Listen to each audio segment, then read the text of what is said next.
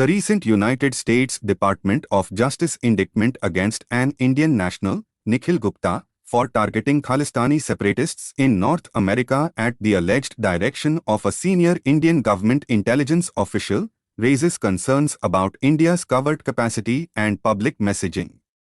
The indictment reveals two conspiracies, one by Gupta and another by the FBI and DEA to entrap him. The lack of full information sharing by the US questions the claimed pinnacle of security cooperation between the two countries. The episode challenges trust between India and the US, reminiscent of 2008 intelligence sharing issues. India's response reveals a double standard in its international engagements. The impact on India's global image depends on whether it aligns with its values and interests. The Congress Party achieved a significant victory in Telangana, winning 65 out of 119 seats in the state assembly. The victory marks a resurgence for the National Party, which had been outperformed by the regional Telangana Rashtra Samiti (TRS) in previous elections. The Congress, led by A. Revant Reddy, capitalized on strong anti-incumbency, voter fatigue, and corruption charges against ruling TRS members. The TRS, led by Chief Minister K. Chandrasekhar Rao, faced criticism for unaddressed youth unemployment and perceived arrogance. The Bharatiya Janata Party, BJP, improved its vote share but failed to make significant inroads in southern India. Communal polarization was less emphasized in this election.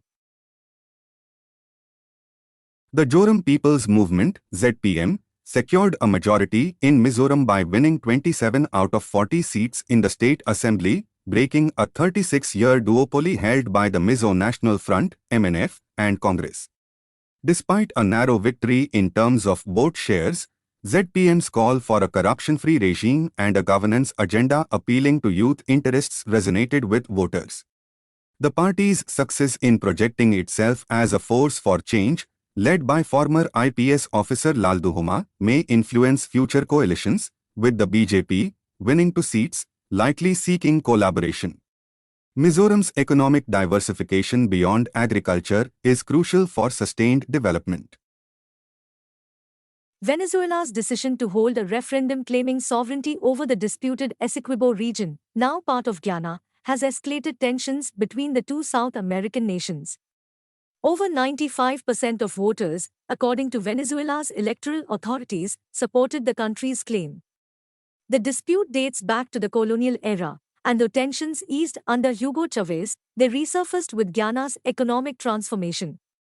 Guyana seeks a ruling from the International Court of Justice, while Venezuela disputes the 1899 border agreement. Despite international pressure on President Maduro for free elections, the border crisis offers a distraction but no solution to Venezuela's multiple crises. A UN Food and Agriculture Organization, FAO, report reveals that the global agri-food systems incur hidden costs exceeding $10 trillion, constituting nearly 11% of GDP in middle-income countries like India. Intensive monocropping practices, favored by India's Green Revolution, led to environmental harm, nutritional deficiencies, and economic challenges for farmers.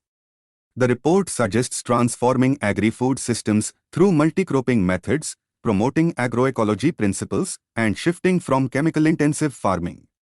Crop diversification, value addition, and gradual transitions can improve ecological outcomes, sustain farm incomes, and address the hidden costs associated with current agri-food practices.